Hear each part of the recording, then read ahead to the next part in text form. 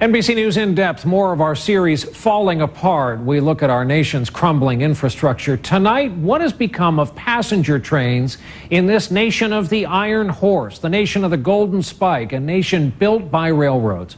Last year, 25 million people rode the rails, but despite what's been a growing number, America has just one high-speed line, and even it has some real problems.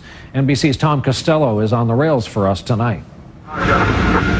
9:15 in Boston, and a front seat as the fastest, perhaps most popular train in the country heads south. The high-speed Acela is just 8 years old, but already accounts for a quarter of Amtrak's profits.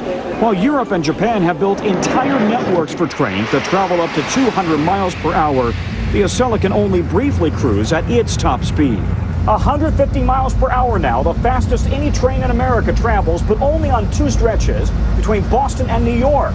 For the rest of the Northeast Corridor, the maximum speed is 135.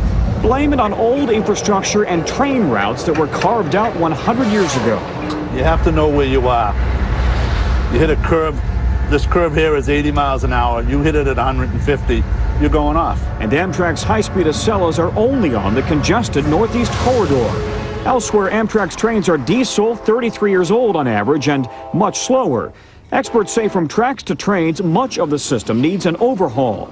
Just as ridership soars, up 11% this year alone, 20% on the Acela. Less expensive than flying and probably more convenient.